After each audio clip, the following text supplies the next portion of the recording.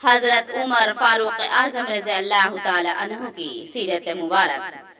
حضرت عمر فاروق اعظم رضی اللہ تعالی عنہ کا نام عمر، کنیت ابو حفص اور لقب فاروق ہے، جس کا مطلب ہے حق اور باطل میں صاف فرق کرنے والا۔ آپ کے والد کا نام خطاب بن نفیل اور والدہ کا نام حنتمہ بنت ہاشم تھا۔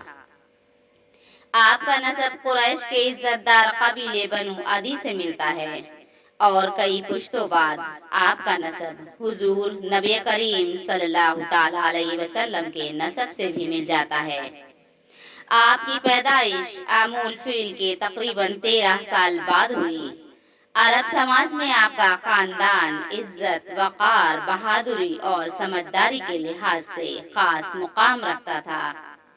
حضرت عمر کا خاندان مکہ معظمہ کے ان عزت دار گھرانوں میں گنا جاتا تھا جو نہ صرف سماج میں اثر رکھتے تھے بلکہ اہم قبائلی معاملوں میں بھی ان کی رائے کی قدر کی جاتی تھی۔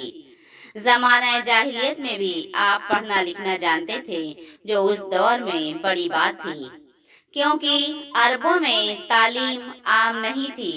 آپ تجارت سے جڑے ہوئے تھے اور قریش کی طرف سے سفارتی ذمہ داریاں بھی نبھاتے تھے، جس سے آپ کی عقل مندی اور سمجھ کا پتہ چلتا ہے۔ جسمانی طور پر بھی آپ مضبوط اور بہادر تھے، اسی وجہ سے لوگ آپ کی عزت کرتے تھے۔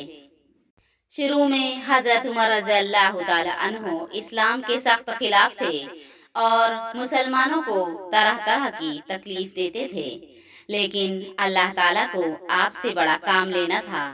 ایک دن اپنے غصے میں آ کر ارادہ کیا کہ حضور نبی کریم صلی اللہ تعالیٰ علیہ وسلم کو قتل کر دیں، مگر راستے میں پتہ چلا کہ آپ کی بہن اور بہنوئی اسلام قبول کر چکے ہیں۔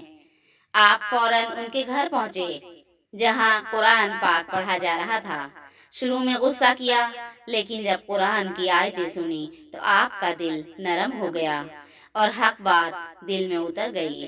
اس کے بعد آپ سیدھے دربار رسالت میں پہنچے اور ایمان لے آئے۔ آپ کے اسلام لانے سے مسلمانوں کو بہت طاقت ملی اور وہ پہلی بار کھل کر عبادت کرنے لگے۔ حضرت عمر رضی اللہ تعالی عنہ کے اسلام قبول کرنے کے پیچھے حضور نبی کریم صلی اللہ تعالی علیہ وسلم کی وہ دعا تھی جس میں آپ نے فرمایا، اے اللہ، اسلام کو عمر بن خطاب یا ابو جہل میں سے جس کے ذریعے چاہے طاقت دے۔ اللہ تعالیٰ نے اس دعا کو قبول کیا اور حضرت عمر رضی اللہ تعالیٰ عنہ کو اسلام کے لیے چن لیا۔ اس طرح آپ کا ایمان لانا صرف ایک شخص کا مسلمان ہونا نہیں تھا، بلکہ پوری امت کے لیے طاقت اور مضبوطی کی وجہ بنا۔ حضرت ابو بکر صدیق رضی اللہ تعالیٰ عنہ نے اپنی زندگی کے آخری دنوں میں صحابہ سے مشورہ کر کے حضرت عمر رضی اللہ تعالیٰ عنہ کو اپنا جانشین بنایا، کیونکہ آپ کی قابلیت، انصاف اور دینداری سے سب واقف تھے۔ پھر حضرت ابو بکر صدیق رضی اللہ تعالی عنہ کے انتقال کے بعد سب صحابہ نے آپ سے بیعت کر لی اور آپ اسلامی دنیا کے آپ کی خلافت 13 ہجری میں شروع ہوئی اور یہ دور اسلامی تاریخ کا بہت اہم دور مانا جاتا ہے۔ حضرت عمر رضی اللہ تعالی عنہ کے دور میں اسلامی حکومت بہت تیزی سے پھیلی اور عرب سے نکل کر بڑی طاقت اس دور میں ایران، فرانس جیسی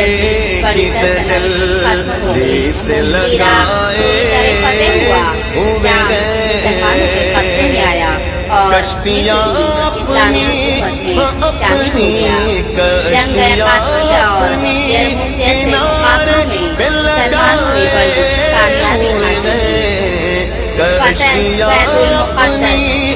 فتح بیت المقدس حضرت عمر رضی اللہ تعالی عنہ کے دور کا بہت اہم واقعہ ہے۔ جب مسلمانوں نے بیت المقدس کو گھیرا کیا تو وہاں کے عیسائی حاکم نے کہا کہ وہ شہر کی چابیاں صرف خلیفہ کو دے گا۔ حضرت عمر رضی اللہ تعالی عنہ خود مدینہ سے آئے اور آپ کی سادگی یہ تھی کہ ایک غلام کے ساتھ ایک ہی اونٹ پر باری باری سوار ہوتے تھے۔ جب آپ پہنچے تو لوگوں نے آپ کی سادگی اور انصاف دیکھ کر بنا لڑائی کے شہر دے دیا۔ آپ نے ایسا سمجھوتا کیا جس میں لوگوں کو اپنے مذہب کی پوری آزادی اور جان مال کی حفاظت دی گئی۔